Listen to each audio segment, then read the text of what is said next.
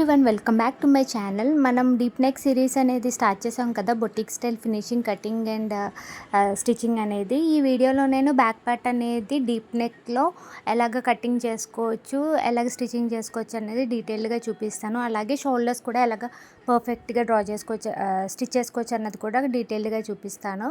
ఫస్ట్గా same front part ఎలా అయితే మనం మార్కింగ్ చేసుకున్నామో బ్యాక్ పార్ట్ కూడా అలాగే ఉంటుంది. కాకపోతే ఇందులో ఓన్లీ షోల్డర్ అనేది నెక్స్ట్ ఏంటంటే ఆర్మ్ డౌన్ అనేది చిన్నది మారుతుంది అంతే, మిగతాదంతా సేమ్ టు సేమ్. సో నేను అదే చూపిస్తున్నాను ఈ వీడియోలో.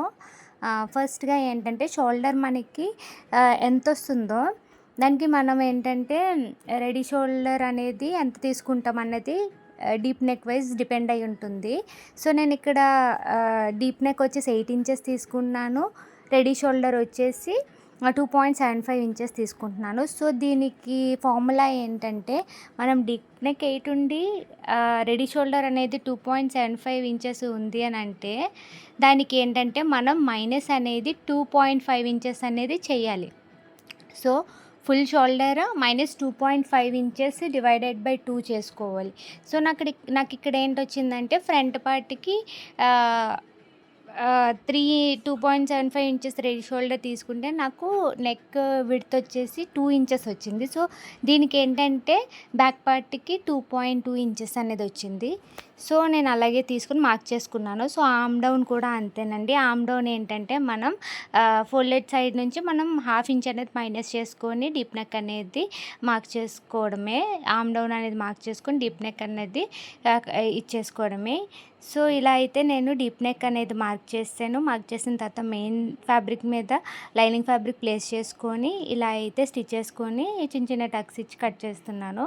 దాన్ని మళ్ళీ ఫోల్డ్ చేసుకొని మనం ఓన్లీ లైనింగ్ పార్ట్ మీద అనేది మనం స్టిచ్ అనేది వేసుకోవాలి.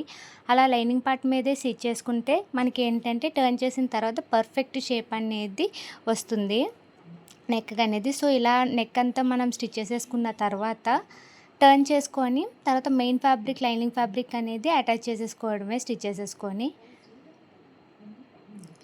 సో చాలా ఈజీగా మనం ఒక్కసారి డీటెయిల్డ్గా నేర్చుకున్నాము అని అంటే, డీటెయిల్గా వీడియో అన్నది ఎండ్ వరకు చూసారంటే మీకే అర్థమవుతుందండి. అప్పటి నుంచి ఏ నెక్స్ ఎలాంటి మోడల్ నెక్స్ అనే ఈజీగా ఫామ్లో యూస్ చేసి స్టిచ్ చేసుకోవచ్చు. సో ఇలా ఏంటంటే overall neck and main fabric and lining fabric అనేది స్టిచ్ చేసేసుకున్న తర్వాత షోల్డర్స్ అనేది మనం పర్ఫెక్ట్గా ఎలా స్టిచ్ చేసుకోవచ్చు చూపిస్తాను.